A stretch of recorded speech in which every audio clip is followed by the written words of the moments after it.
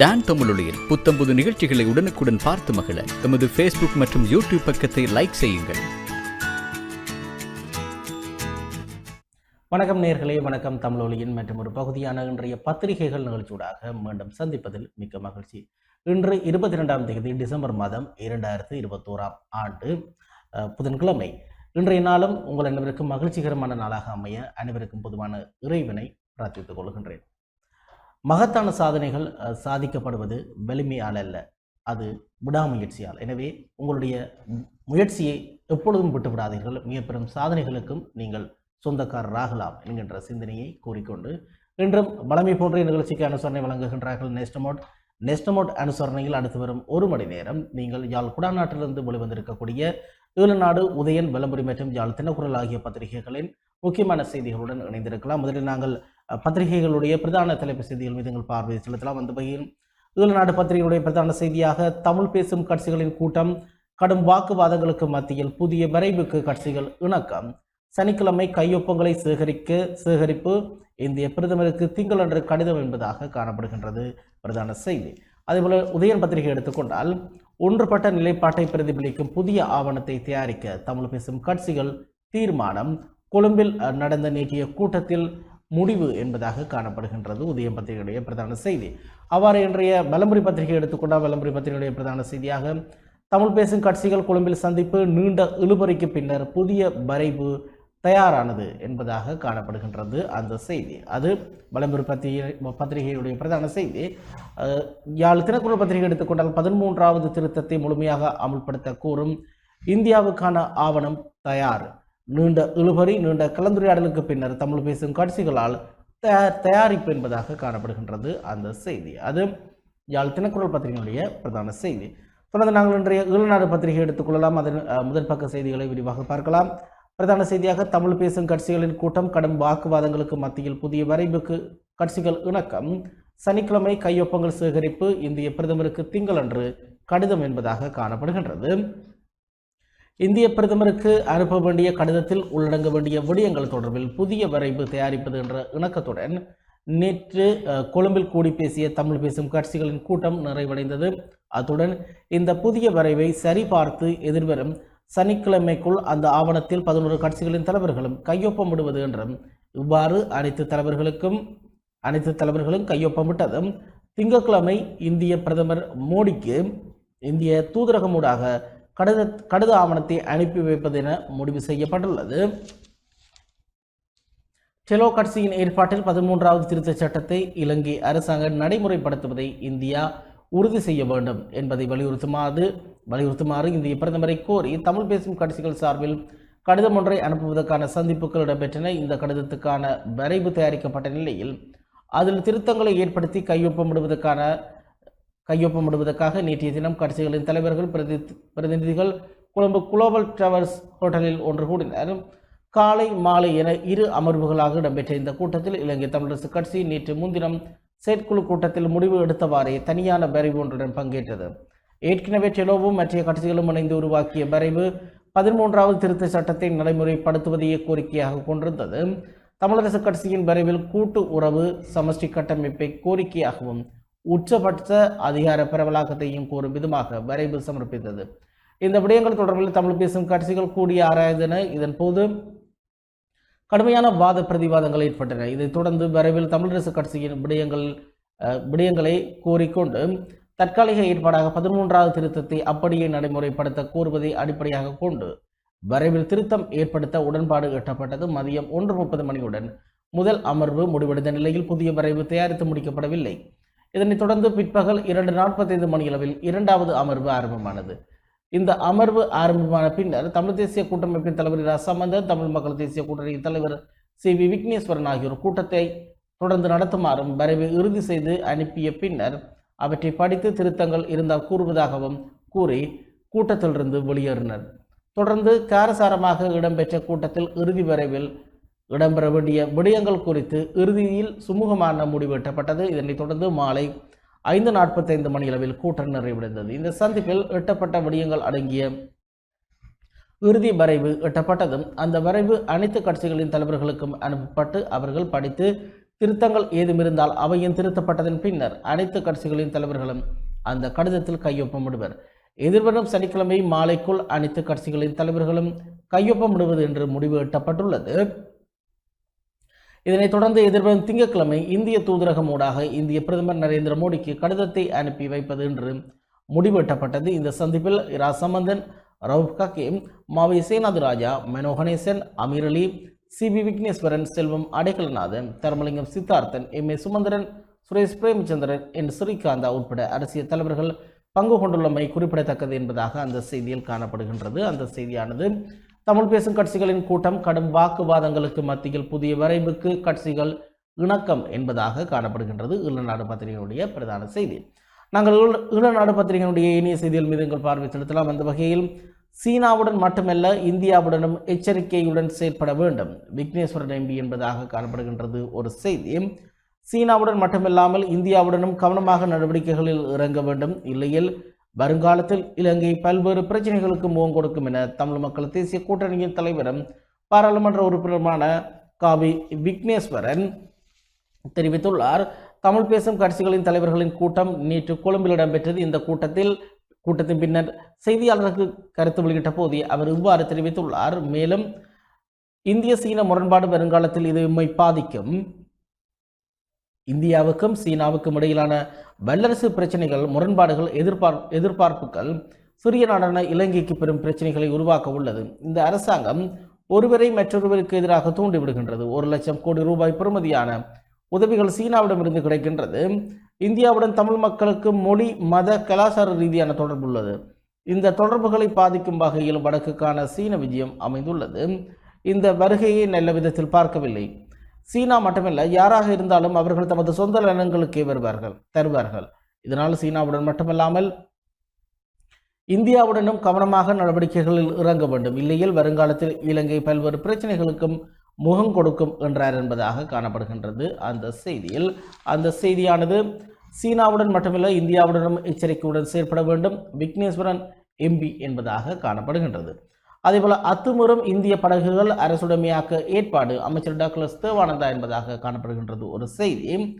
எல்லை தாண்டி இலங்கை கடற்பரப்பினுள் நுழைகின்ற இந்திய மீன்பிடி படகுகள் கைது செய்யப்பட்டு சட்ட ரீதியாக அரசுடைமையாக்கப்படும் என்று கடற்தொழில் அமைச்சர் டாக்டர் தேவானந்தா தெரிவித்துள்ளார். யாழ்ப்பாணம் மயிலட்டி துறைமுகத்தை நேற்று பார்வையிட்ட அமைச்சர் இந்திய இழுவை வேலை படகுகளை பார்வையிட்ட பின்னரே அவர் இவ்வாறு கூறியுள்ளார். மேலும் இலங்கை கடற்றொழிலாளர்களின் வாழ்வாதாரத்தினையும் இலங்கையின் கடல் வளத்தையும் பாதிக்கும் வகையில் எல்லை தாண்டி வந்து சட்டவிரோத தொழில் முறைகளில் ஈடுபடுகின்ற இந்திய கடற்றொழிலாளர்களின் செயற்பாடுகளை கட்டுப்படுத்துவதற்கான நடவடிக்கைகளை மேற்கொள்வதற்கான அறிவுறுத்தல்களை வழங்கிய ஜனாதிபதி பிரதமர் ஆகியோருக்கும் நடவடிக்கைகளை மேற்கொண்டு வருகின்ற கடற்படையினருக்கும் வடக்கு கடற்றொழிலாளர்கள் சார்பில் நன்றி தெரிவிப்பதாக தெரிவித்தார். மேலும் அரசுடைமையாக்கப்படுகின்ற படகுகளை பிரதேச கடற்றொழில் சங்கங்களிடம் கையளித்து ஆழ்கடல் மீன்பிடி போன்ற சட்ட ரீதியான தொழில்களில் ஈடுபடுவதற்கு பயன்படுத்தப்படும் எனவும் அவ்வாறு பயன்படுத்த முடியாத படகுகள் விற்பனை செய்து இந்திய கடற்றொழில் படகுகளால் பாதிக்கப்பட்டவர்களுக்கு நஷ்ட ஈட்டை வழங்க உள்ளதாகவும் தெரிவித்தார் என்பதாக அந்த செய்தி காணப்படுகின்றது. அந்த செய்தியானது அத்துமீறும் இந்திய படகுகள் அரசுடைமையாக்க ஏற்பாடு அமைச்சர் டாக்டர் தேவானந்தா என்பதாக காணப்படுகின்றது. அதேபோல பயங்கரவாத தடை சட்டத்தில் திருத்தங்கள், புலம்பெயர்ந்துடன் செயற்படுகின்றோம் ஆஸ்திரேலிய உள்துறை அமைச்சருடனான சந்திப்பில் ஜனாதிபதி என்பதாக காணப்படுகின்றது ஒரு செய்தி. பயங்கரவாத தடை சட்டத்தில் திருத்தங்களை செய்வதற்கு அரசாங்கம் புலம்பெயர் மக்களுடன் புரிந்துணர்வுடன் செயற்பட்டு வருகின்றது என ஜனாதிபதி கோட்டாபய ராஜபக்ஷ நேற்று தெரிவித்துள்ளார். ஆஸ்திரேலிய உள்துறை அமைச்சர் கரன் அண்ட்ரூஸுடன் சந்திப்பின் போதே அவர் இதனை தெரிவித்துள்ளார். பிராந்தியத்தின் கல்வி கேந்திர மையமாக இலங்கையை மாற்றுவதற்கு உதவுவதாக ஆஸ்திரேலிய உள்நாட்டு அலுவல்கள் அமைச்சர் திருமதி கெரன் ஆண்ட்ரூஸ் என்னிடம் தெரிவித்துள்ளார் என ஜனாதிபதி தெரிவித்துள்ளார். ஆஸ்திரேலியாவில் பட்ட படிப்புகளை படிக்க விரும்பும் பிற நாடுகளைச் சேர்ந்த மாணவர்களுக்கு பொருத்தமான பாடவர்களின் ஆரம்ப கட்டத்தை இலங்கையில் தொடர்வதற்கு தேவையான கல்வி நிறுவனங்களை இலங்கையில் நிறுவுவதன் மூலம் இந்த வாய்ப்பு வழங்கப்படுவதாக திருமதி ஆண்ட்ரூஸ் சுட்டிக்காட்டினார் என ஜனாதிபதி தெரிவித்துள்ளார்.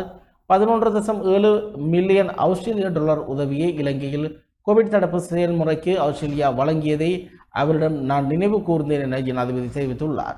பாதுகாப்பு செயலராக நான் இருந்தபோது மனித கடத்தலை நிறுத்துவதற்கு அப்போதைய ஆஸ்திரேலிய பாதுகாப்பு அமைச்சர் ஸ்காட் மோரிசனுடன் உடன்படிக்கை ஒன்று கச்சாத்திடப்பட்டது. ஆஸ்திரேலியாவின் தற்போதைய பிரதமராக ஸ்காட் மோரிசன் செயல்படுவதையிட்டு எனது மகிழ்ச்சியை நான் தெரிவித்துக் கொண்டதுடன் போதைப்பொருள் வியாபாரம், கடற்கொள்ளையர்களின் செயல்பாடுகள் மற்றும் மனித கடத்தல் ஆகியவற்றை தடுப்பதற்கான வலுவான பொறிமுறையை இரு நாடுகளும் மேலும் எதிர்பார்த்துள்ளதனையும் தெரிவித்தேன் என ஜனாதிபதி தெரிவித்துள்ளார். இந்திய பெருங்கடலின் ஸ்திரத்தன்மையை பேணுவதற்கான பணிகளுக்கு தனது அரசாங்கம் தொடர்ந்தும் ஆதரவளிக்கும் என்றும் பிராந்தியத்தின் பாதுகாப்பு தொடர்ந்து கண்காணிக்கப்படும் என்றும் திருமதி ஆண்ட்ரூஸ் கூறினார் என ஜனாதிபதி தெரிவித்துள்ளார். பயங்கரவாத தடை சட்டத்தின் சில பிரிவுகளை திருத்தம் செய்வதற்கு புலம்பெயர் மக்களுடன் புரிந்துணர்வுடன் எமது அரசாங்கம் செயல்பட்டு வருவதை அவரிடம் நான் தெரிவித்தேன் எனவும் ஜனாதிபதி தெரிவித்துள்ளார் என்பதாக காணப்படுகின்றது அந்த செய்தியில். அந்த செய்தியானது பயங்கரவாத தடை சட்டத்தில் திருத்தங்கள், புலம்பெயர்ந்தோருடன் செயல்படுகின்றோம், ஆஸ்திரேலிய உள்துறை அமைச்சருடனான சந்திப்பில் ஜனாதிபதி என்பதாக காணப்படுகின்றது. அதேபோல வெதுப்பக உற்பத்திகளுக்கு கட்டுப்பாட்டு விலை நீக்கம் என்பதாகவும் ஒரு செய்தி வெளிவந்திருக்கின்றது. இன்றைய ஈழநாடு பத்திரிகையில் பான் உள்ளிட்ட வெதுப்பக உற்பத்தி பொருட்களுக்கான கட்டுப்பாட்டு விலைகள் நேற்று நள்ளிரவு முதல் ரத்து செய்யப்பட்டுள்ளதாக அறிவிக்கப்பட்டது. இதனை அகில இலங்கை வெதுப்பக உரிமையாளர் சங்கம் அறிவித்துள்ளது. இதன் மூலம் 450 கிராம் எடையுடைய பான் மற்றும் வெதுப்பக உற்பத்திகளுக்கு உற்பத்தியாளரான வெதுப்பகமை நிர்ணயிக்க முடியும் என்பது குறிப்பிடத்தக்கது என்பதாக அந்த செய்தியில் காணப்படுகின்றது. அது வெதுப்பக உற்பத்திகளுக்கு கட்டுப்பாட்டு விலை நீக்கம் என்பதாக காணப்படுகின்றது. பஸ் ரயில் கட்டணம் அதிகரிக்கப்பட மாட்டாது ராஜாங்க அமைச்சர் அமுனுகம் என்பதாகவும் ஒரு செய்தி வெளிவந்திருக்கின்றது. இன்றைய ஈழநாடு பத்திரிகையில் எரிபொருள் விலை அதிகரிக்கப்பட்ட போதிலும் இலங்கை போக்குவரத்து சபையின் பஸ் அல்லது ரயில் கட்டணங்கள் தற்போதைக்கு அதிகரிக்கப்பட மாட்டாது என ராஜாங்க அமைச்சர் திலும் அமுனுகம தெரிவித்துள்ளார். 15 தொடக்கம் 20 வீதம் வரையிலான கட்டணம் திருத்தம் மேற்கொள்ளப்பட வேண்டும் என தனியார் பஸ் சங்கங்கள் தெரிவித்துள்ள போதிலும் தற்போதைக்கு பஸ் கட்டணத்தை அதிகரிக்க முடியாது எனவும் அவர் தெரிவித்துள்ளார். பொருட்களின் விலைகள் அதிகரித்து மக்கள் பல சிரமங்களை எதிர்நோக்குகின்ற இந்த வேளையில் திடீரென பஸ் கட்டண திருத்தத்தை மேற்கொள்ள முடியாது. பஸ்களுக்கு நிவாரணம் வழங்குவதற்கான விசேட வேலை திட்டம் அமுல்படுத்தப்பட்டு வருவதாகவும் அதற்கமைவாக எதிர்காலத்தில் விசேட நிவாரண பொதி அறிமுகப்படுத்தப்படும் என்றும் அவர் மேலும் தெரிவித்தார் என்பதாக காணப்படுகின்றது அந்த செய்தியானது பஸ் ரயில் கட்டணம் அதிகரிக்கப்பட மாட்டாது ராஜாங்க அமைச்சர் அமுனுகம் என்பதாக காணப்படுகின்றது. அதேபோல கொரோனாவுக்கு 24 பேர் பலி என்பதான ஒரு செய்தியும் வெளிவந்திருக்கின்றது. இன்றைய ஈழநாடு பத்திரிகையில் நேற்று முன்தினம் கொரோனா தொற்றினால் 24 பேர் உயிரிழந்துள்ளதாக சுகாதார பிரிவு தெரிவித்துள்ளது. அதற்கமைய இதுவரையில் மொத்தமாக 14,795 கொரோனா மரணங்கள் பதிவாகியுள்ளன. அது மட்டுமில்லாமல் நாட்டில் மேலும் 518 பேருக்கு கோவிட் தொற்று நேற்று உறுதிப்படுத்தப்பட்டிருக்கின்றது. இதற்கு அமைவாக நாட்டில் இதுவரை அடையாளம் காணப்பட்ட மொத்த கோவிட் தொற்றாளர்களின் எண்ணிக்கை 5,80,727 அதிகரித்துள்ளது என்பதாக அந்த செய்தியில் காணப்படுகின்றது. அதேபோல ராஜா திரையரங்க உரிமையாளர் எஸ்டிஆர் நேற்று காலமானார் என்பதாக ஒரு செய்தி வெளிவந்திருக்கின்றது. இலங்கை தமிழ் அரசு கட்சியின் மூத்த பிரமுகரும் யாழ்ப்பாணம் ராஜா திரையரங்க உரிமையாளருமான பிரபல தொழிலதிபர் எஸ்டிஆர் என்று அறியப்பட்ட எஸ் தியாகராஜா நேற்று கொழும்பில் காலமானார். அவருக்கு வயது 91 ஆகும். இலங்கையின் பழம்பெரும் திரைப்பட விநியோகஸ்தரான அவர் யாழ்ப்பாணத்தில் ராஜா, திருவண்ணாமலையில் சரஸ்வதி, மட்டக்களப்பில் சாந்தி, வவுனியாவில் வசந்தி ஆகிய திரையரங்குகளின் உரிமையாளராக விளங்கினார். இலங்கை தமிழரசு கட்சியின் மூத்த உறுப்பினரான இவர் தந்தை SJV செல்வநாயகம் காலம் முதல் தமிழரசு கட்சியின் தலைவர்களுடன் மிக நெருக்கமான நட்பையும் கொண்டிருக்கின்றார். மேலும் யாழ்ப்பாணத்தின் பல்வேறு தொழில்துறைகளில் கால் பதித்த அவர் யாழ்ப்பாணம் நகர கதிரேசன் ஆலயத்தில் பரிபாலகராகவும் விளங்கியிருந்தார். பிரபல நடிகரும் பின்னாளில் தமிழ்நாடு முதலமைச்சருமான MGR என்று அறியப்பட்ட MG ராமச்சந்திரனை இவர் யாழ்ப்பாணத்துக்கு அழைத்து வந்திருந்தார் என்பதும் குறிப்பிடத்தக்கது என்பதாக அந்த செய்தியில் காணப்படுகின்றது. அந்த செய்தியானது ராஜா திரையரங்க உரிமையாளர் STR நேற்று காலமானார் என்பதாக காணப்படுகின்றது. இவை இன்றைய ஈழநாடு பத்திரிகையும் முதல் பக்கத்தில் காணப்பட்டிருக்கக்கூடிய முக்கியமான செய்திகளாக இருக்கின்றன. நிகழ்ச்சியில் ஒரு சிறிய விளம்பர இடைவெளியை நாங்கள் இப்பொழுது எடுத்துக்கொள்ளலாம்.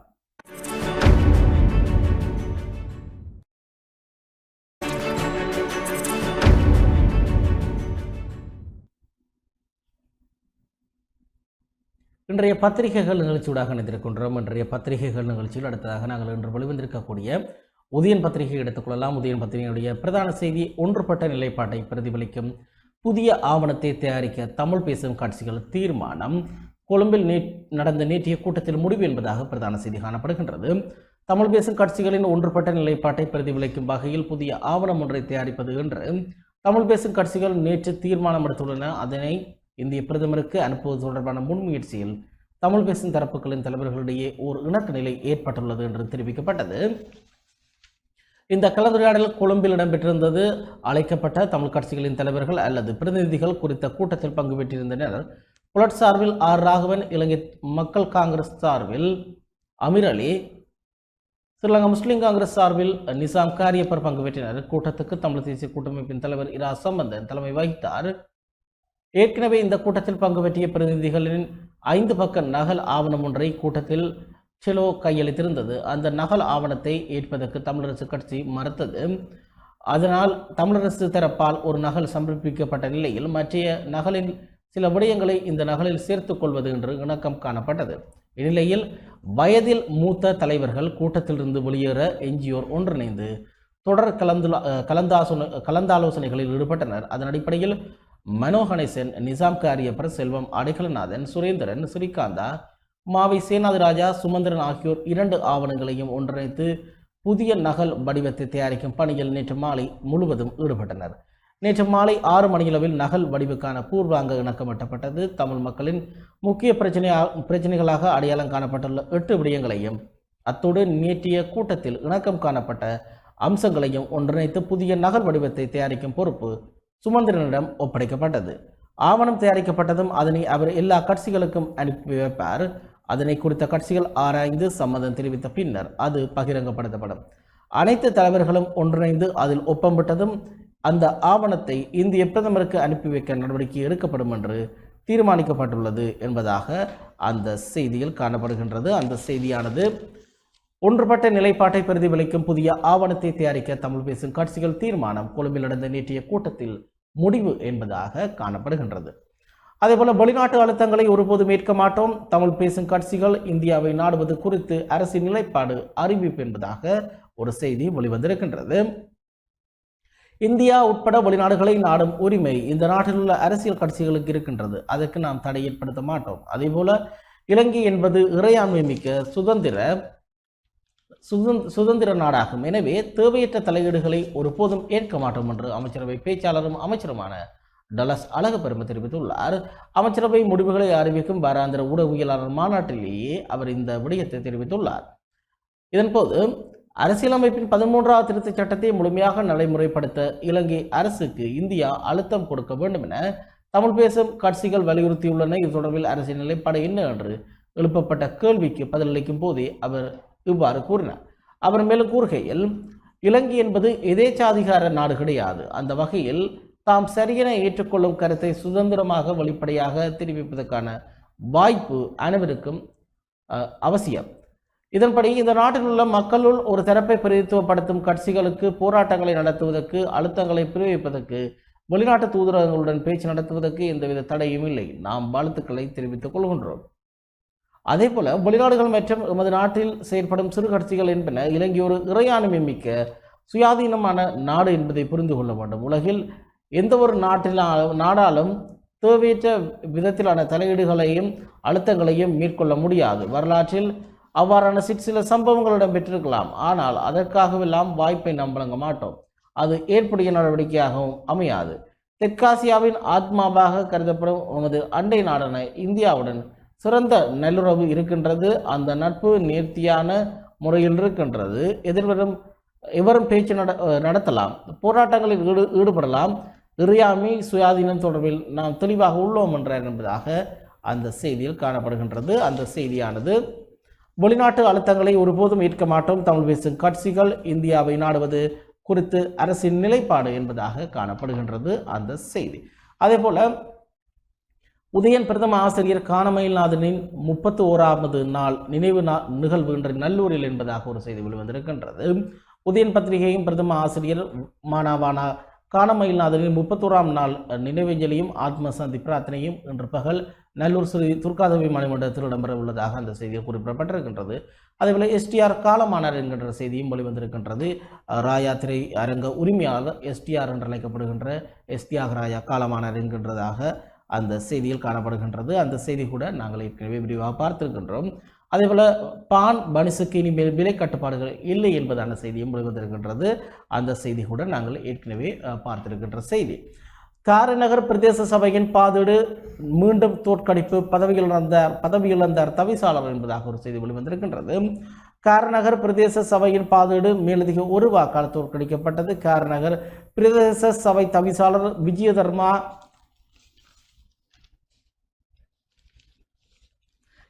கேதீஸ்வரதாஸ் இயற்கை எய்தியமையினால் புதிய தவிசாளராக சுயேட்சை குழுவை சேர்ந்த மயிலன் அப்புத்துறை தெரிவு செய்யப்பட்டிருந்தார். இதனையடுத்து அவர் சமர்ப்பித்த முதலாவது வரவு செலவு திட்டம் தோற்கடிக்கப்பட்டிருந்தது.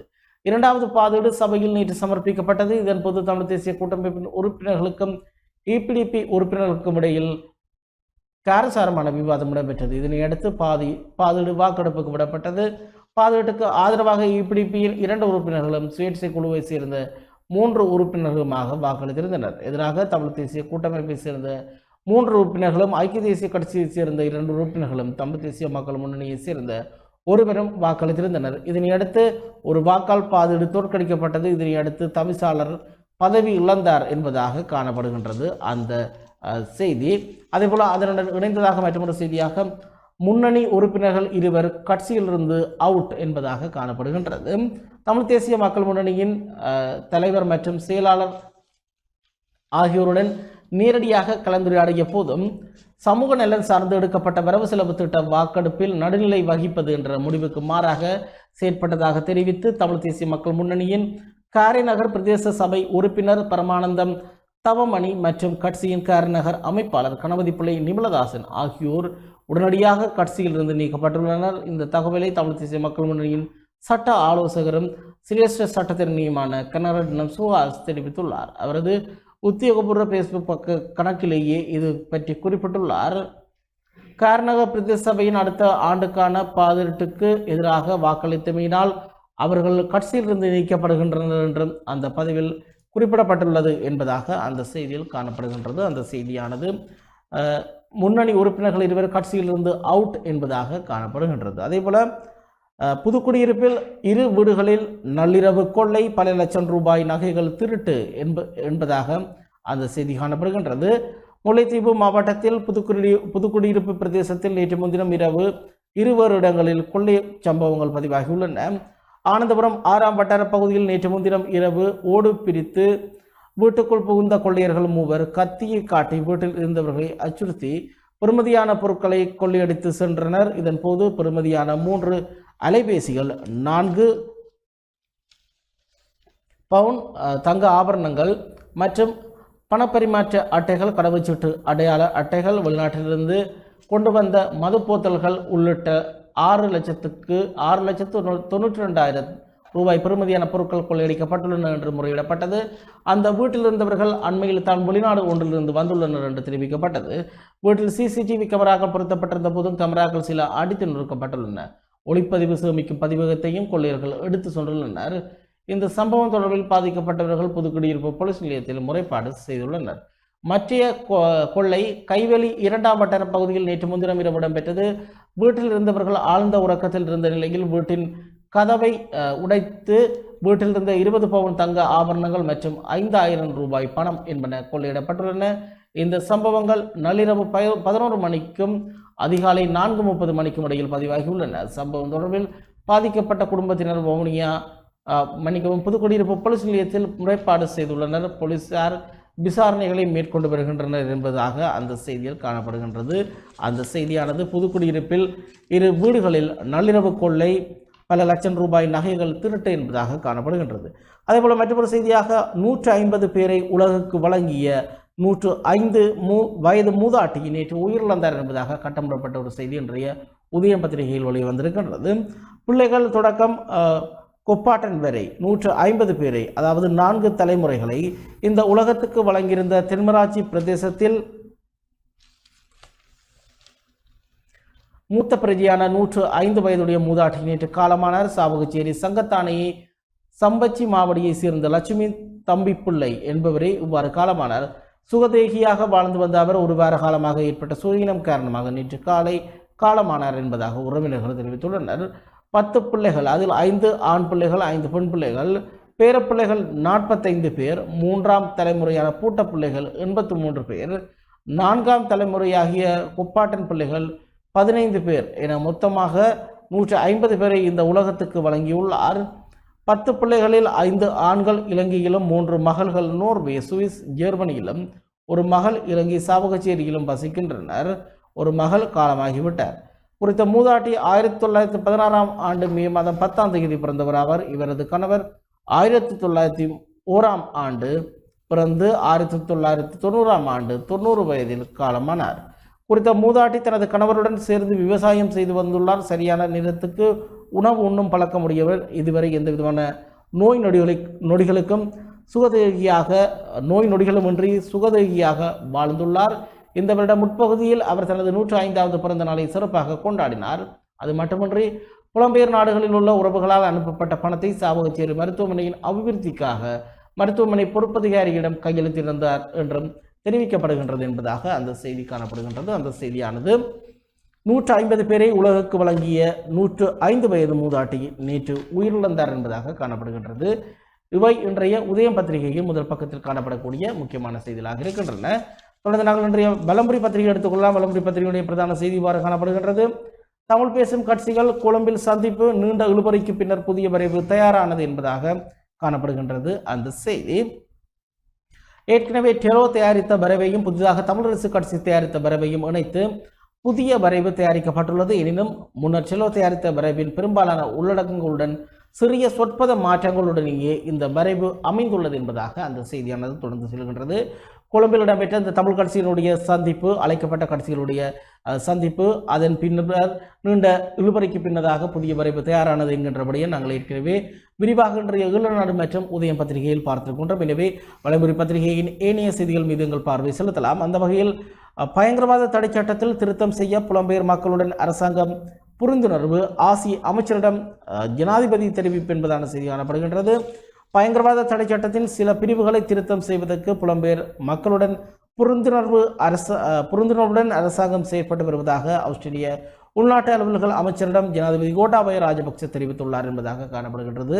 ஆஸ்திரேலிய உள்நாட்டு அலுவல்கள் அமைச்சர் ஹெரன் ஆண்ட்ரூஸுடன் ஜனாதிபதி கோட்டாபய ராஜபக்ச நேற்று சந்தித்திருக்கின்றார். இது தொடர்பான செய்திகளும் ஏற்கனவே நாங்கள் வாசித்திருக்கின்றோம். எனவே அதை விடுத்து வெதுப்பக உற்பத்திகளுக்கு கட்டுப்பாட்டு விலை நீக்கம், பால் உள்ளிட்ட பொருட்களின் விலை அதிகரிக்கும் அபாயம் என்பதாக கட்டமிடப்பட்ட ஒரு செய்தி காணப்படுகின்றது. அதே போல முச்சக்கர வண்டி கட்டணமும் அதிகரித்தது என்பதாக காணப்படுகின்றது. அதாவது நாட்டில் அதிகரித்துள்ள எரிபொருள் விலையேற்றத்தை அடுத்து முச்சக்கர வண்டிகளுக்கு போக்குவரத்து கட்டணங்கள் அதிகரிக்க தீர்மானிக்கப்பட்டுள்ளதாக அந்த செய்தியில் குறிப்பிடப்பட்டிருக்கின்றது. எனவே இதுவரை காலமும் முதல் 50 ரூபாயாக இருந்த அந்த பணம் அதிகரிப்பு ஏற்பட்டிருக்கின்றது. முதல் மீட்டருக்கு 50 ரூபாய், முதல் ஒரு கிலோமீட்டருக்கு 50 ரூபாயாக இருந்த பணம் இப்பொழுது 70 ரூபாய் வரை உயர்ந்திருப்பதாக அந்த செய்தியில் காணப்படுகின்றது. அதேபோல பட்டக்கயிற்றில் தொங்கியவாறு 100 அடிக்கு மேல் பறந்த நபர் வடமராட்சியில் பரபரப்பு என்பதாக அந்த செய்தி காணப்படுகின்றது. நேற்றைய நாள் முழுவதுமாக சமூக வலைத்தளங்களை ஆக்கிரமித்த அந்த செய்தி, பட்டம் விட சென்றவர் கயிற்றில் தொங்கியவாறு உயர பறந்த சம்பவம் யாழ்ப்பாணம் பருத்தித்துறை புலோலி பகுதியில் இடம்பெற்றிருந்தது. எனவே அதன் பின்பதாக அவர் பட்டம் கயிறு தாளிறங்கிய போது அவர் குதித்து வைத்தியசாலையில் அனுமதிக்கப்பட்டார். அவருக்கு எந்த ஒரு பாரதூரமான விளைவுகளும் ஏற்படவில்லை, காயங்களும் ஏற்படவில்லை என வைத்தியசாலை வட்டாரங்கள் தெரிவித்திருக்கின்றது. எனவே அந்த செய்தி நேற்றும் வெளிவந்திருந்தது பத்திரிகைகளில். நேற்று அதிகளவில் சமூக வலைத்தளங்களில் பேசப்பட்ட ஒரு செய்தியாக இருக்கின்றது. மற்றொரு செய்தியாக உணவுப் பொருட்களுக்கு தட்டுப்பாடு ஏற்படும் அபாயம் விவசாய அமைச்சின் செயலாளர் என்பதாக ஒரு செய்தி வெளிவந்திருக்கின்றது. நாட்டில் நிலவும் பொருளாதார மற்றும் சமூக நெருக்கடிக்கு முகம் கொடுக்கும் வகையில் உணவுப் பொருட்களுக்கு பற்றாக்குறை ஏற்படுவதற்கான சாத்தியக்கூறுகள் காணப்படுவதாக விவசாய அமைச்சின் செயலாளர் பேராசிரியர் உதித் ஜெயசிங்க தெரிவித்துள்ளார். நேற்று காலை ஊடகவியலாளர்கள் எழுப்பிய கேள்விக்கு பதிலளித்த போதே அவர் இவ்வாறு தெரிவித்திருக்கின்றார். நாட்டில் உள்ள மக்களின் நுகர்வுக்காக உணவுப் பொருட்களை கையிருப்பில் வைத்திருப்பது அத்தியாவசியமானது என்றும், ஏதேனும் ஒரு விதத்தில் உணவுக்கு தட்டுப்பாடு ஏற்பட்டால் பண்டமாற்றும் முறைமையை பயன்படுத்த நேரிடும் எனவும் அவர் கூறினார். உணவு பரிமாற்றும் முறை என்பது நாட்டில் அதிக அளவில் கையிருப்பில் உள்ள உணவுப் பொருட்களை நட்பு நாடுகளுக்கு கொடுத்து அதற்கு ஈடாக உணவுப் பொருட்களை பெற்றுக்கொள்வதாகும் என்றார் என்பதாக அந்த செய்தி காணப்படுகின்றது. அந்த செய்தியானது உணவுப் பொருட்களுக்கு தட்டுப்பாடு ஏற்படும் அபாயம் விவசாய அமைச்சின் செயலாளர் என்பதாக காணப்படுகின்றது.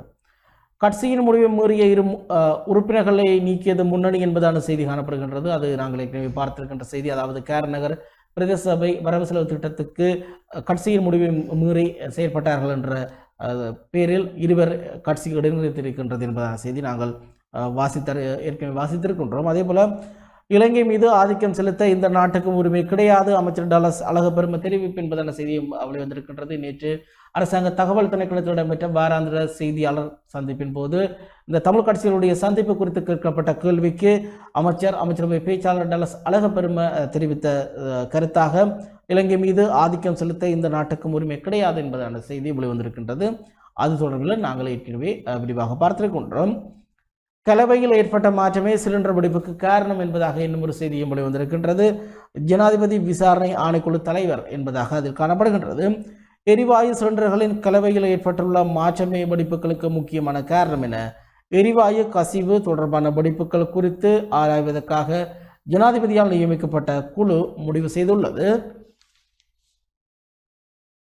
அரசாங்க தகவல் திணைக்களத்தில் நேற்று நடைபெற்ற ஊடகவியலாளர் சந்திப்பு கலந்து கொண்டு கருத்து வெளியிட்ட குழுவின் தலைவர் பேராசிரியர் சாந்த வெல்பலகே எரிவாயு சிலிண்டர்களின் கலவையானது பல்வேறு விபத்துக்களுக்கு காரணமாகும் என்றார். நவம்பர் நடுப்பகுதி மற்றும் டிசம்பர் மாதங்களுக்கு இடையில் எரிவாயு சிலிண்டர் வெடிப்பு சம்பவங்கள் பதிவாகிய இடங்களை அவர்கள் அவதானித்துள்ளதாகவும் கூறினார். எரிவாயு கலவையில் ஏற்பட்ட மாற்றமே முக்கிய காரணம் என்றும் பேராசிரியர் வெல்பலகே கூறியுள்ளார் என்பதாக அந்த செய்தியில் காணப்படுகின்றது. அந்த செய்தியானது கலவையில் ஏற்பட்ட மாற்றமே சிலிண்டர் வெடிப்புக்கு காரணம், ஜனாதிபதி விசாரணை ஆணைக்குழு தலைவர் என்பதாக காணப்படுகின்றது.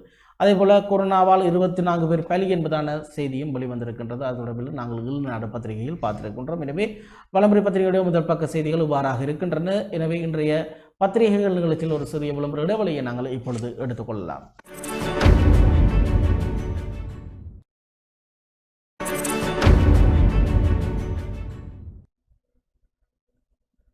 இன்றைய பத்திரிகைகள் நிகழ்ச்சியூடாக இணைந்திருக்கின்றோம். இன்றைய பத்திரிகைகளில் அடுத்ததாக நாங்கள் இன்று வெளிவந்திருக்கக்கூடிய யாழ் தினக்குரல் பத்திரிகை எடுத்துக்கொள்ளலாம். அதன் பிரதான செய்தி இவ்வாறு காணப்படுகின்றது. 13வது திருத்தத்தை முழுமையாக அமுல்படுத்த கோரும் இந்தியாவுக்கான ஆவணம் தயார்.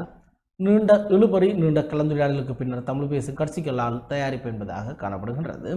13வது திருத்தத்தை முழுமையாக அமுல்படுத்துவதற்கு இந்தியாவின் தலையீட்டை கோருவது தொடர்பில் தமிழ் பேசும் மக்களை பிரதிநிதித்துவப்படுத்தும் கட்சி தலைவர்களின் தயாரிக்கப்பட்ட பொது ஆவணம் நீண்ட இழுபறிக்கு பின்னரும் நீண்ட கலந்துரையாடலுக்கு பின்னரும் நேற்று செவ்வாய்க்கிழமை இறுதி செய்யப்பட்டுள்ளது. இலங்கை அரசியலமைப்பில் உள்ளடக்கப்பட்டுள்ள 13வது திருத்தத்தை முழுமையாக அமுல்படுத்துவதற்கு இந்தியாவின் தலையீட்டை கோரி தமிழ் பேசும் மக்களை பிரதிநிதித்துவப்படுத்தும் கட்சி தலைவர்களின் கூட்டம் கடந்த 12ஆம் தேதி கொழும்பில் இடம்பெற்றிருந்தது. அதன் தொடர்ச்சியாகவே நேற்று இடம்பெற்றிருக்கின்றது. எனவே இந்த சந்திப்பின் போது இவ்வாறு தெரிவிக்கப்பட்டிருப்பதாக குறிப்பிடப்பட்டிருக்கின்றது.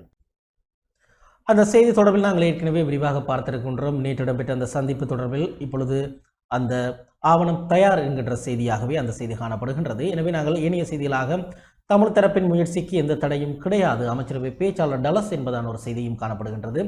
அது தொடர்பில் நாங்கள் ஏற்கனவே பார்த்திருக்கின்றோம். அதாவது அமைச்சரவை முடிவுகளை அறிவிக்கக்கூடிய அந்த வாராந்திர செய்தியாளர் சந்திப்பில் கலந்து கொண்ட அமைச்சர் டலஸ் அழகப்பெரும தமிழ் கட்சிகள் சந்திக்கலாம், இவ்வாறு பேசலாம், அவர்கள் வெளிநாடுகளை சந்திக்கலாம், அவர்களுடைய முயற்சிக்கு எந்த தடையும் இல்லை, ஆனால் இலங்கை தொடர்பில் முடிவெடுக்க வேண்டியது இலங்கை தான் என்பதாக அவருடைய அந்த உரையில் அவருடைய அந்த நேற்றைய ஊடக சந்திப்பில் தெரிவித்த கருத்துக்கள் காணப்படுகின்றது. இலங்கை ஒரு இறையாண்மை உள்ள நாடு, எனவே எந்த ஒரு சர்வதேசமும் இலங்கையின் முடிவுகளில் தலையீடு செய்ய முடியாது என்பதாக அவர் குறிப்பிட்டிருக்கின்றார்.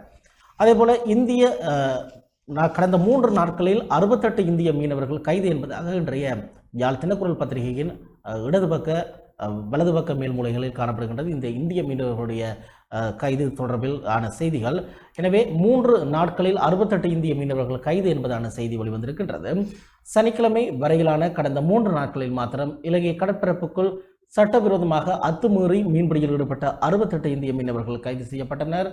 அவர்களின் 10 படகுகளும் கைப்பற்றப்பட்டுள்ளன. இந்நிலையில் இலங்கை கடற்படையினரால் சிறைப்பிடிக்கப்பட்ட மீனவர்களை விடுவிக்க கோரியும் இலங்கை கடற்படையை கண்டித்தும் ராமேஸ்வரத்தில் மீனவர்கள் வேலைநிறுத்த போராட்டத்தில் ஈடுபட்டுள்ளனர். நேற்று 2வது நாளாகவும் அவர்கள் வேலைநிறுத்த போராட்டத்தில் ஈடுபட்டனர் என்பதாக அந்த செய்தியில் காணப்படுகின்றது. அதே போலத்தான் இந்திய இலங்கை மீனவர் விரைவில் பேச்சு என்பதான செய்தியும் வெளிவந்திருக்கின்றது. மேல் பக்கத்தில் பாக்கு நீரிணையில் நீண்ட காலமாக நிலவி வரும் மோதலை தீர்ப்பதில் ஆர்வம் காட்டி வரும் தமிழக அரசிடம் மாநிலத்தில் உள்ள மீனவ சமூகத்துக்கும் வட இலங்கையில் உள்ள மீனவ சமூகத்துக்கும் இடையிலான பேச்சுவார்த்தையில் கலந்து கொள்ளக்கூடியவர்களின் பட்டியலையும்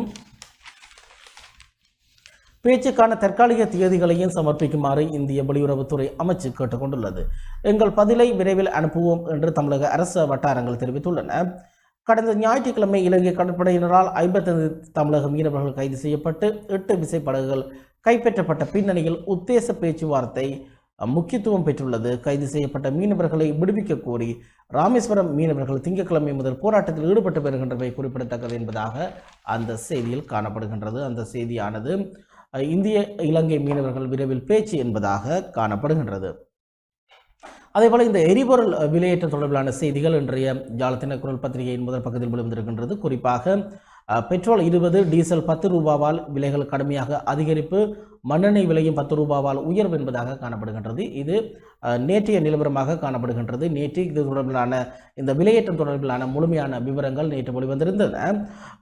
எரிபொருள் விலையேற்றத்தை அடுத்து அனைத்தினது விலைகளும் உயரும், போக்குவரத்து சேவை கட்டணங்களும் அதிகரிக்கும் நிலை என்பதாக காணப்படுகின்றது.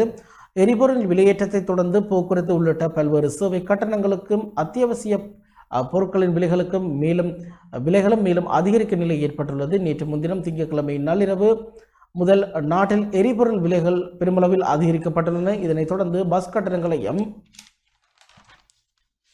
ஆட்டோ கட்டணங்களையும் அதிகரிப்பதற்கு அது தொடர்பான சங்கங்கள் திட்டமிட்டுள்ளன.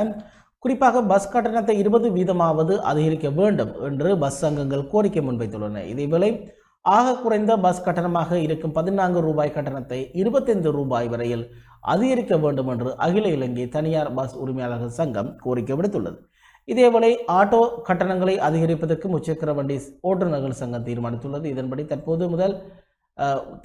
முதல் கிலோமீட்டருக்கான கட்டணத்தை 50 ரூபாவிலிருந்து 80 ரூபாவாக அதிகரிப்பதற்கு அந்த சங்கங்கள் யோசனை முன்வைத்துள்ளன.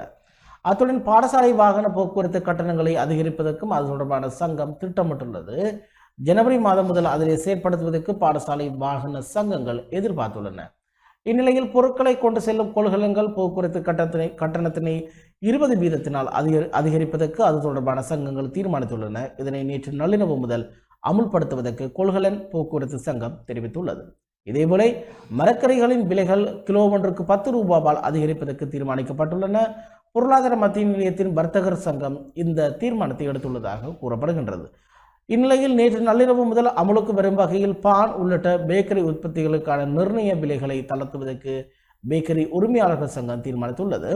பேக்கரி உற்பத்தி பொருட்களுக்கு நிலவும் கேள்விகளுக்கு ஏற்றால் போன்று விலைகளை தீர்மானிப்பதற்கு அந்த சங்கம் தீர்மானித்துள்ளது. இந்நிலையில் எரிபொருள் விலையேற்றத்தால் மற்றைய பொருட்களின் விலைகளிலும் உயர்வு ஏற்பட உள்ளதாக காணப்படுகின்றது. அந்த செய்தியில் குறிப்பாக பால்மாவின் விலை மீண்டும் அதிகரிக்கும் என்றும் குறிப்பிடப்படுகின்றது. மரக்கறிகளின் விலைகள் மேலும் உயரும் என்றும் சுட்டிக்காட்டப்படுகின்றது. இந்த செய்திகளும் தனித்தனியாக இன்றைய தினக்குரல் பத்திரிகையில் வெளிவந்திருக்கின்றது. பால்மாவின் விலையினை மீண்டும் ஒரு முறை அதிகரிப்பதற்கு பால்மா இறக்குமதியாளர்கள் சங்கம் தீர்மானித்துள்ளதாகவும், நாட்டில் இறுதியாக பால்மாவின் விலை அதிகரிக்கப்பட்ட பின்னர் உலக சந்தையில் பால்மாவின் விலை 10% அதிகரித்துள்ளதாகவும் பால்மா இறக்குமதியாளர்கள் சங்கத்தினுடைய தலைவர் அசோக பண்டார தெரிவித்துள்ளார். நாட்டின் வெளிநாட்டு கையிருப்பு குறைவடைந்துள்ளமையினால் வங்கிகளில் கடன் கடிதங்களை திறப்பதற்கு பால்மா இறக்குமதியாளர்கள் நெருக்கடியினை எதிர்கொண்டுள்ளனர். அத்துடன் டொலர் பற்றாக்குறையை நிலவுகின்றது. கடந்த 2 மாதங்களாக பால்மா இறக்குமதிக்கான நிலுவைத் தொகையினை நிறுவனங்களுக்கு வழங்குவதிலும் தாமதம் ஏற்பட்டுள்ளது. இவ்வாறான நிலையில் நாட்டில் நிலவும் பால்மா பற்றாக்குறையினை தீர்ப்பதற்கு 2 மாதங்களுக்கு மேல் செல்லலாம் எனவும் தெரிவித்துள்ளார். முன்னுரிமையின் அடிப்படையில் பால்மா இறக்குமதியாளர்கள் பிரச்சினைகளை தீர்ப்பதற்கு அரசாங்கம் சம்பந்தப்பட்ட அமைச்சும் நடவடிக்கை மேற்கொள்ள வேண்டும். சாதகமான தீர்வுகளை வழங்குவதற்கு தேவையான நடவடிக்கைகளை அரசாங்கம் மேற்கொண்டுள்ளதாக அமைச்சரவை பேச்சாளர் தெரிவித்துள்ளார். நடைமுறையில் உள்நாட்டு உற்பத்தி பொருட்களின் விலைகளையும் இறக்குமதி பொருட்களின் விலைகளையும் கவனத்தில் கொள்ள வேண்டும். தற்போது பொருட்களின் விலைகளை அதிகரிப்பது பிரச்சனை அல்ல, உற்பத்தி பொருட்களை இறக்குமதி செய்வதே பிரச்சனை எனவும் அவர் மேலும் தெரிவித்துள்ளார். பால்மா உள்ளிட்ட அத்தியாவசிய பொருட்கள் உள்ளடங்களாக 1500 கொள்கலன்கள் துறைமுகத்தில் தேங்கிய நிலையில் காணப்படுகின்றன. அவற்றை விடுவிப்பதற்கு தேவையான டாலர்கள் இல்லாமையே அதற்கு காரணமாகும். கடந்த காலங்களிலும் இவ்வாறு பால்மாவினை இறக்குமதி செய்வதில் தாமதம் ஏற்பட்டிருந்த நிலையில் நாடு முழுவதிலும் பால்மாவுக்கான தட்டுப்பாடு ஏற்பட்டிருந்தது என்பதாக அந்த செய்தியில் காணப்படுகின்றது. அதேபோல மரக்கறிகளின் விலைகளும் மேலும் உயரும் என்பதாகவும் ஒரு செய்தி வெளிவந்திருக்கின்றது. எரிபொருள் விலை அதிகரிக்கப்பட்டமையின் விளைவாக போக்குவரத்து கட்டணங்களும் அதிகரிக்கப்பட்டுள்ளதால் மரக்கறிகளின் விலையும் 10 ரூபாவால்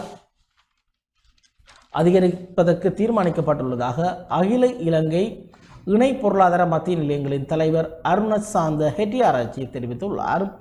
நுவர்லியா விசேட பொருளாதார மத்திய நிலையத்தில் இடம்பெற்ற ஊடக சந்திப்பிலேயே அவர் இவ்வாறு தெரிவித்துள்ளார். அவர் மேலும் தெரிவிக்கையில், தற்போது 1 கிலோ மரக்கறிகளின் விலையினை மேலும் 10 ரூபாவால் அதிகரிப்பதற்கு தீர்மானிக்கப்பட்டுள்ளது. எரிபொருள் விலைகள் அதிகரிக்கப்பட்டுள்ளமையினால் மரக்கறிகளை கொண்டு செல்வதற்கான போக்குவரத்து செலவுகள் அதிகரித்துள்ளன. கேரட் 1 கிலோ 430 ரூபாய் மொத்த விலைக்கு விற்பனை செய்யப்படுகின்றது. இனி அவை 10 ரூபாவால் அதிகரிக்கும். சாதாரண காலங்களில் நுவர்லியாவில் விசேட பொருளாதார மத்திய நிலையத்தில் 2.5 லட்சம் கிலோ வரையிலான மரக்கறிகள் அனுப்பி வைக்கப்படும். தற்போது 35 முதல் 40 ஆயிரம் கிலோ வரையிலான மரக்கறிகளே அனுப்பி வைக்கப்படுகின்றன. கடந்த வருடம் கிறிஸ்துமஸ் காலப்பகுதியில் நுவர்லியா விசேட பொருளாதார மத்திய நிலையத்திலிருந்து 2 தொடக்கம் 3 லட்சம் கிலோ மரக்கறிகள் வெளிப்பகுதிகளுக்கு அனுப்பி வைக்கப்பட்டன. இவ்வருடம் 35 தொடக்கம் 40,000 கிலோ வரையிலேயே அனுப்பி வைக்கப்படுகின்றது. சாதாரண நாட்களில் அனுப்பப்படுகின்ற தொகையை பண்டிகை காலப்பகுதிகளிலும் அனுப்பி வைக்கப்படுகின்றது. அரசாங்கத்தினால் உரங்கள் பெற்றுக்கொள்ளப்படும் வரை அடுத்த பருவத்துக்கு தேவையான விளைச்சலை பெற்றுக்கொள்வதற்கான தீர்மானங்கள் இன்னும் விவசாயிகளினால் மேற்கொள்ளப்படவில்லை எனவும் அவர் மேலும் தெரிவித்துள்ளார். அரசாங்கத்தின் இயற்கை பசலை தொடர்பான தீர்மானத்தின் காரணமாக நாடு முழுவதிலும் உள்ள விவசாயிகள் விவசாயத்தை மேற்கொள்ள முடியாத நிலைக்கு தள்ளப்பட்டுள்ளதுடன் விளைச்சலும் மிக குறைவாகவே இருந்தது. இதனால் பொதுமக்கள் மரக்கறிகளை அதிக விலைக்கு கொள்வனவு செய்ய வேண்டிய தேவை காணப்பட்டது. தற்போது எரிபொருள் அதிகரிப்பினால் மரக்கறிகளின் விலைகளும் அதிகரிக்கப்பட்டுள்ளமையினால் பொதுமக்கள் பாரிய சிரமங்களுக்கு எதிர்கொள்ள வேண்டிய நிலை ஏற்பட்டுள்ளது என்பதாக அந்த செய்தியில் காணப்படுகின்றது. அது மரக்கறிகளின் விலைகளும் மேலும் உயரும் என்பதாக காணப்படுகின்றது. எனவே இந்த பால்மா விலை, மரக்கறிகளின் விலை, பாடசாலை வாகன கட்டணம் உயர்வு, பேருந்து கட்டணம் உயர்வு, முச்சக்கர வண்டி கட்டணம் உயர்வு என்பதாக ஒரு எரிபொருள் விலை அதிகரிக்கும் போது ஏற்படக்கூடிய அனைத்து பாதிப்புகளையும் இப்பொழுது இலங்கை எதிர்கொண்டிருக்கின்றது. எனவே அந்த செய்திகள் அவ்விதம் காணப்படுகையில் இன்னும் ஒரு செய்தியாக காணப்படுகின்றது. கடவுள்களும் கடத்தப்பட்டு காணாமலாக்கப்படும் நிலை. யாழில் சில நாட்களில் 4 பிள்ளையார் சிலைகள் மாயம் என்பதாக ஒரு செய்தி இன்றைய யாழ் தினக்குரல் பத்திரிகையில் வெளிவந்திருக்கின்றது. யாழ்ப்பாணத்தில் கடந்த சில நாட்களில் மட்டும் 4 பிள்ளையார் சிலைகள் கடத்தப்பட்டு காணாமலாக்கப்பட்டுள்ளன. தெல்லிப்பளை பிரதேச செயலகத்துக்கு உட்பட்ட கெமினு விஹாரை பகுதியில் உள்ள பிள்ளையார் சிலை ஒன்று கடந்த சில நாட்களுக்கு முன்னர் காணாமல் போயிருந்தது. இந்நிலையில் நேற்று செவ்வாய்க்கிழமை தெல்லிப்பளை மகாஜனா பாடசாலைக்கு அருகாமையில் உள்ள ஆலயத்தில் 2 பிள்ளையார் சிலைகளும் காணாமல் போயுள்ளன.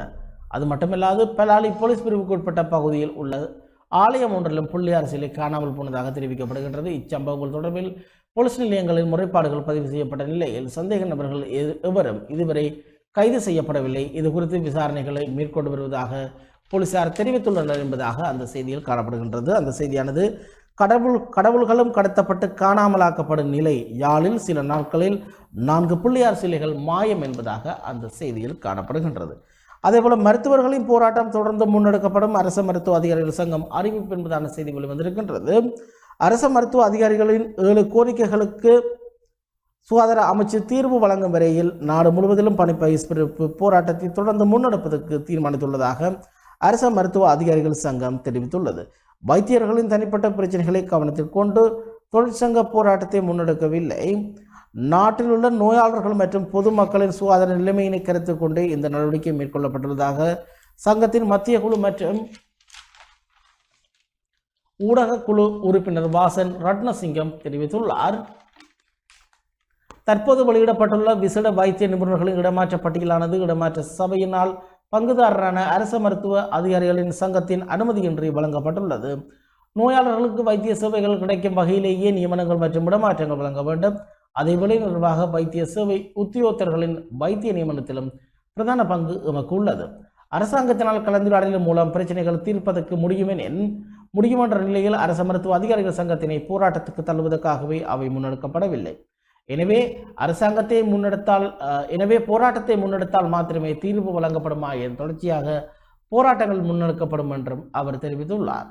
இவ்வாறாயினும் அவசர சிகிச்சை பிரிவுகள், புற்றுநோய் வைத்தியசாலை, மகப்பேற்று வைத்தியசாலை மற்றும் சிறுநீரக வைத்தியசாலைகள் தொடர்ச்சியாக சேவைகள் முன்னெடுக்க வேண்டும் என தெரிவிக்கப்பட்டுள்ளது. சுகாதார அமைச்சினால் உள்ளக பயிற்சியினை நிறைவு செய்த வைத்தியர்களுக்கு வெளியிடப்பட்டுள்ள இடமாற்ற பட்டியல் இடமாற்ற சபையின் அனுமதியின்றி சட்டவிரோதமான முறையில் முன்னெடுத்திருப்பதாக தெரிவித்து தொழிற்சங்க நடவடிக்கையில் மன்னார், திருவண்ணாமலை, நுவரெலியா, ரத்னபுரி மற்றும் புலனறுவை ஆகிய 5 மாவட்டங்களில் நேற்று முன்தினம் காலை 8 மணி முதல் 24 மணித்தியாலத்துக்கு ஆரம்பிக்கப்பட்ட நிலையில் நேற்று முதல் நாடு முழுவதிலும் அதனை முன்னெடுப்பதற்கு தீர்மானிக்கப்பட்டிருப்பதாக அந்த செய்தியில் காணப்படுகின்றது. அந்த செய்தியானது மருத்துவர்களின் போராட்டம் தொடர்ந்து முன்னெடுக்கப்படும் அரசு மருத்துவ அதிகாரிகள் சங்கம் அறிவிப்பு என்பதாக காணப்படுகின்றது. இந்த செய்திகள் இவை இன்றைய யாழ் தினக்குரல் பத்திரிகையின் முதல் பக்கத்தின் முக்கிய செய்திகளாக காணப்படுகின்றன. நாங்கள் மேலும் சில செய்திகளை பார்ப்போமாக இருந்தால், சிலிண்டர்களின் கலவை மாற்றமே வெடிப்பு சம்பவங்களுக்கு காரணமாகும் ஜனாதிபதி ஆணைக்குழுவின் தலைவர் என்பதாக ஒரு செய்தி வெளிவந்திருக்கின்றது. அந்த செய்தியை நாங்கள் ஏற்கனவே விரிவாக பார்த்திருக்கின்றோம். அதேபோல பண்டிகை காலங்களில் போலி நாணயத்தாள்கள் குறித்து விழிப்பாக இருங்கள், போலீசார் பொதுமக்களிடம் வலியுறுத்து என்பதாக காணப்படுகின்றது ஒரு செய்தி.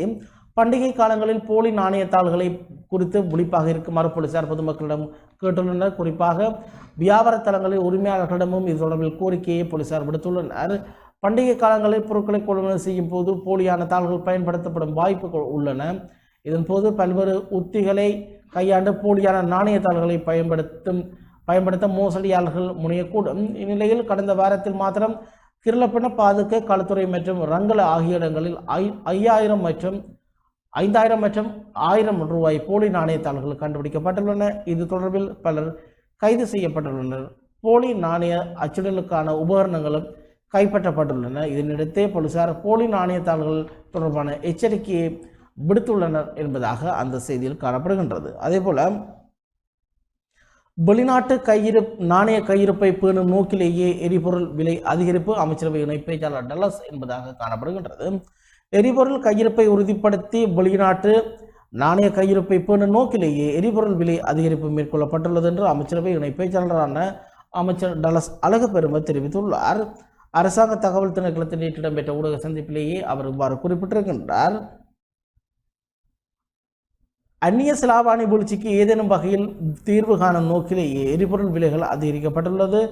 ஒவ்வொரு மாதமும் 350 முதல் 400 மில்லியன் டாலர்கள் வரையில் எரிபொருளுக்காக செலவழிக்க நேரிட்டுள்ளது. இதனால் எரிபொருள் இருப்பை பாதுகாப்பதன் ஊடாக மாத்திரமே வெளிநாட்டு நாணய இருப்பை சேமிக்க முடியும். வெளிநாட்டு நாணய இருப்பு வீழ்ச்சியடைந்துள்ளமை நாட்டுக்கு நல்லது அல்ல என்றும் அவர் தெரிவித்துள்ளார் என்பதாக அந்த செய்தியில் காணப்படுகின்றது. அதேபோல எரிபொருள் விலையேற்றம் உயர்வு தற்காலிகமானது, மீண்டும் எண்ணெய் விலை குறைப்போம் என்பதாகவும் ஒரு செய்தி காணப்படுகின்றது. இதை குறிப்பிட்டிருக்கின்றார் விளையாட்டுத்துறை அமைச்சர் நாமல் ராஜபக்ஷ தலைமையில் இடம்பெற்ற நிகழ்வின் போதே நெடுஞ்சாலைகள்